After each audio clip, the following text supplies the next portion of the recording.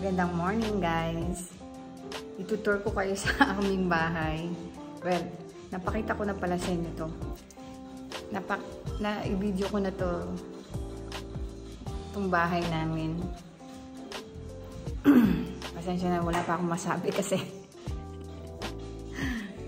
kagigising ko lang. So guys,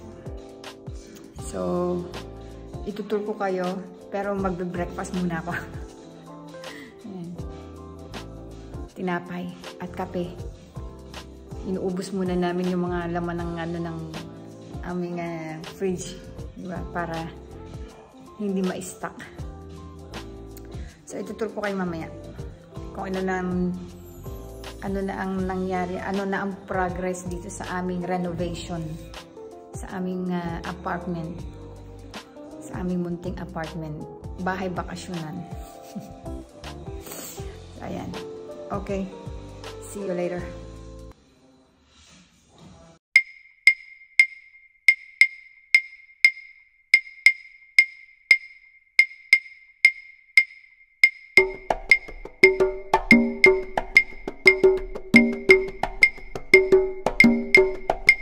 As usual,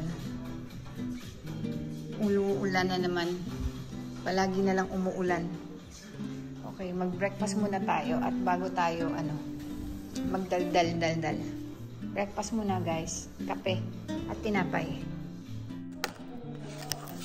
Kain tayo. Tinapay. Ano New Year's resolution nyo for 2024? Ako, less carbohydrates. Pero nagkatinapay tayo. Less carbs, less junks. Last year kasi grabe kain natin ng junk foods, mga chichirya, ganyan. Kaya medyo yung mga belly fats natin ay naglalakihan na. Tapos nagkaroon tayo ng love handle konti. So tinatry natin yung alisin. Kape muna tayo. Kape!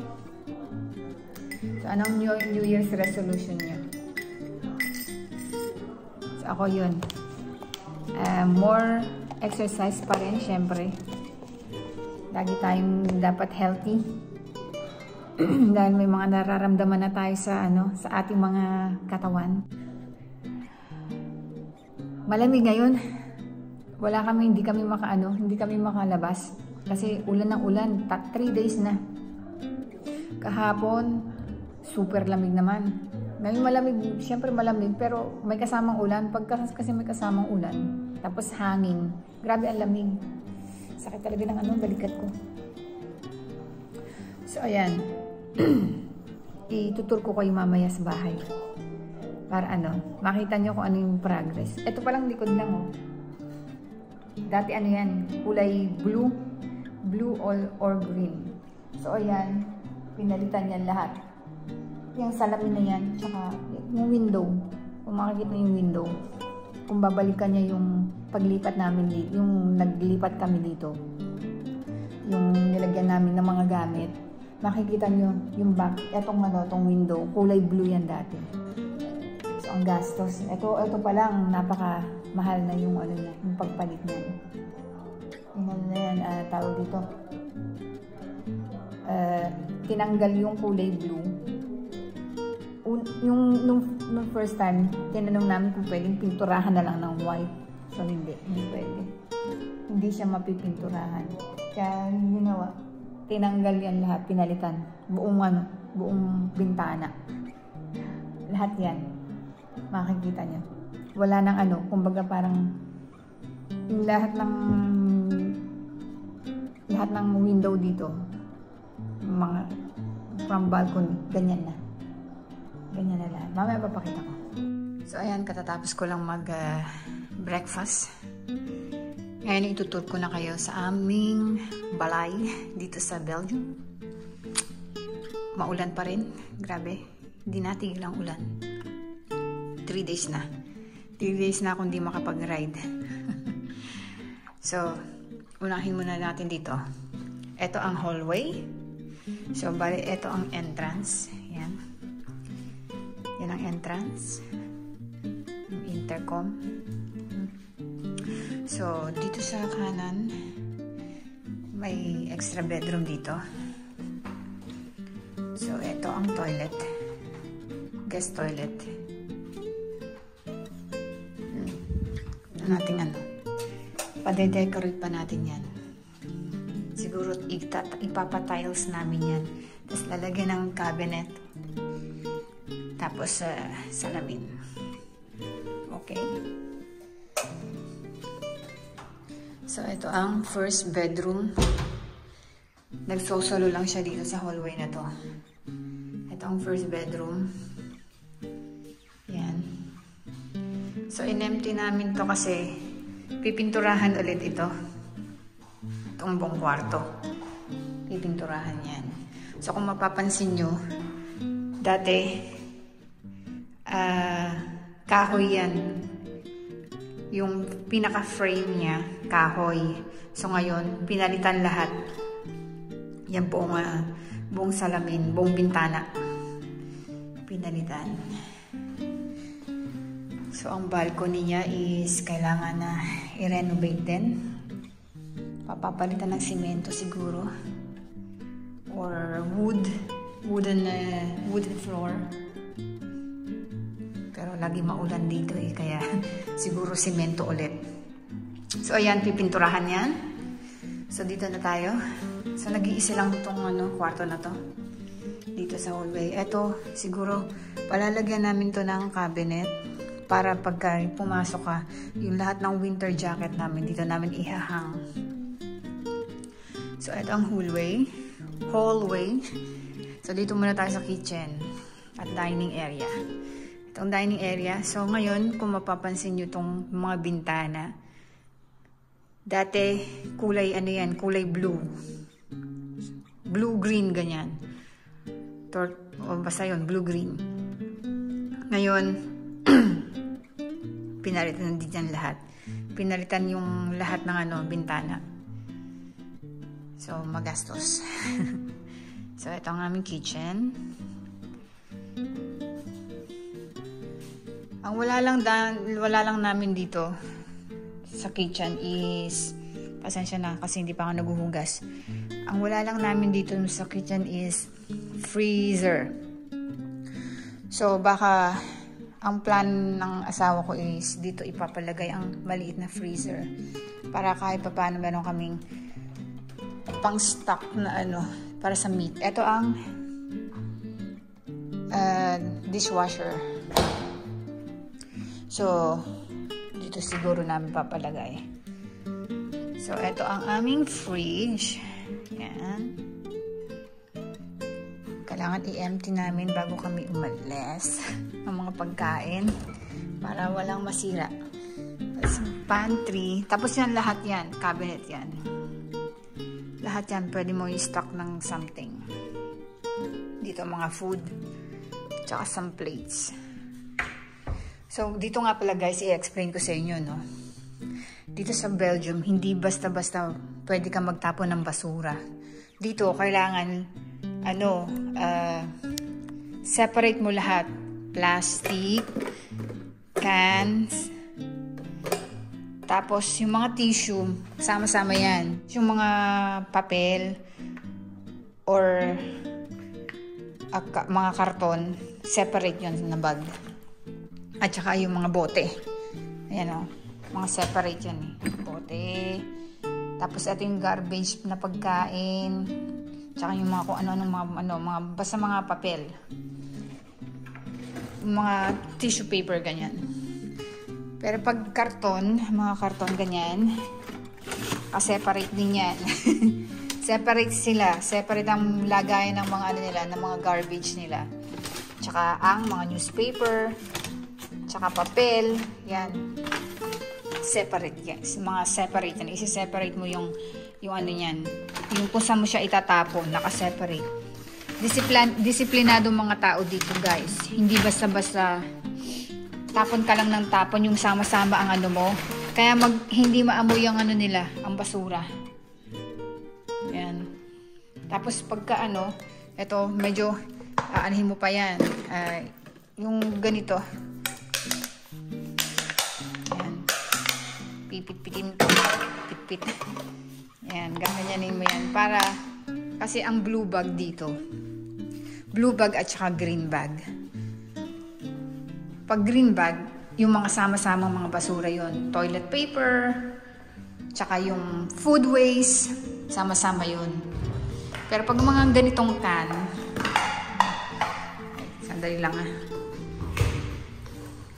hirap lang buksan itong container na to. Yan, katulad niyan. Pag mga paper, plastic, tsaka paper tuloy. Can, plastic, at saka yung mga ganyan. Magkakasama yan. Mga ganitong blue bag. Blue plastic bag. Tapos green, yung green, mahalang bayad. So, ayan. Open siya. Open concept. So, yan. Palalagyan pa namin ng ilaw yan. Drop light. So, eto. Ni-renovate din to. Pinalagyan ng spotlight na ganyan. So, bali tong ceiling, dinrap yan konti. Para malagyan ng ilaw. So, eto, plano rin siguro namin na ipa-drop or spotlight lang na ilaw.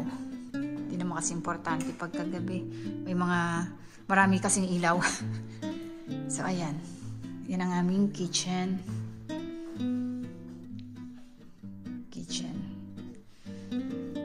So, ayan. Mas maganda ang kulay niya, white. Malinis tignan.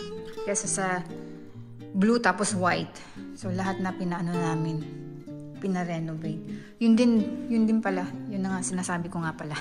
Nasabi ko na nga pala. So, ito ang dining. Kung mapapansin nyo, empty ang aming bahay. Kasi, bakasyonan lang namin to. So, dito na tayo sa living room. Wala pang mga curtains. Eto, kasi ang problema, eto. Yan. Kailangan pang ipatanggal namin yan kasi pag dito nilagay ang kortina, ang nangyayari, tong kahoy na yan, hindi level. Nakaganon kasi siya. So, hindi maganda yung pag kinabit ang curtain. So, kaya ayan. Wala pa tayong kortina ngayon dyan. So, eto. Yan. Dati kulay rin yan. Kahoy din yan. Yung frame niya, pinaka-frame niya kahoy. Ngayon, buong salamin yan. Lahat to. Tanggal yan, guys. Lahat ng salamin dyan, pinalitan. So, brand new lahat. Kaya ang year 2023 namin ay napakagastos. Madami expenses. So, marami pang gagawin ngayon dito. So, yan. Makikita nyo, lahat na white na. Mas malinis tignan. Malawak. So, ito palalagyan namin ng fireplace. Yan. Ito talaga kasi fireplace to. Pero, mas gusto namin yung yung parang fake fireplace. Pero heater siya. So, ayan.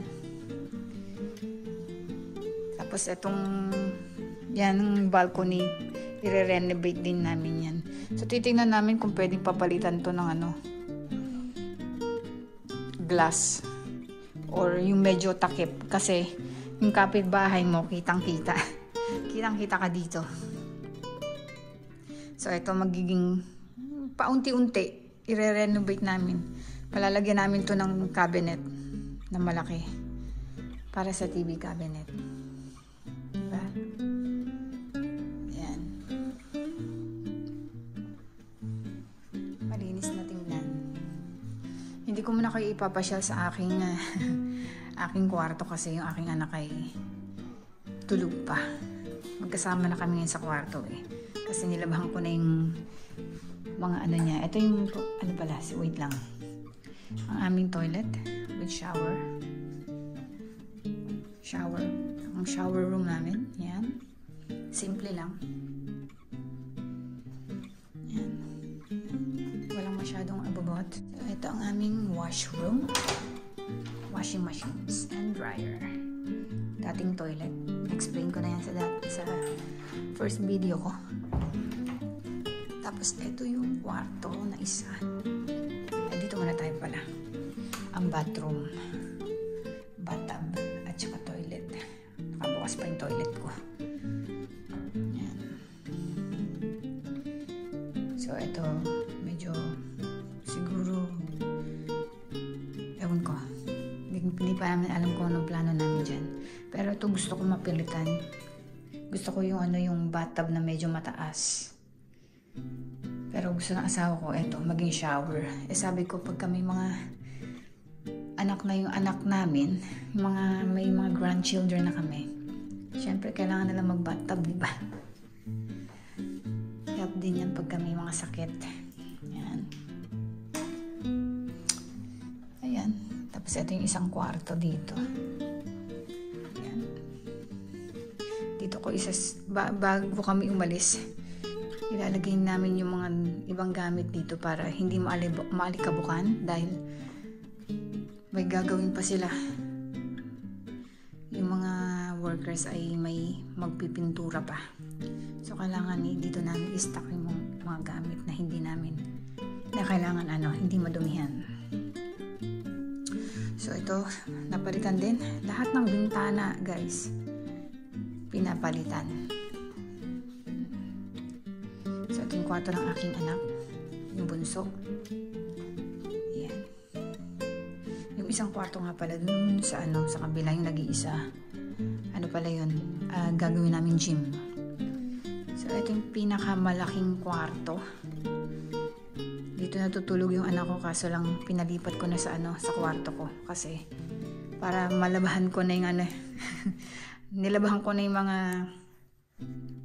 mga bed sheets para kung ready na kaming umalis, di ba? Walang labahin, walang may i-stock na labahin. So ayan, ito medyo may problema din tong curtains na to, kurtina na to. So kailangan nilang i-adjust pa lahat ng kurtina, i-adjust ulit. Kailangan nilang tanggalin yung pinaka hangeran. Tambin. So, ito yung pinakamalaking room. So, next time na may pamilya na ang aking mga anak, kung sino man ang bibisita sa amin, ito yung family room. Magiging family room. Pag may mga grandchildren na kami, pwede namin lagyan ng isa pang bed dito.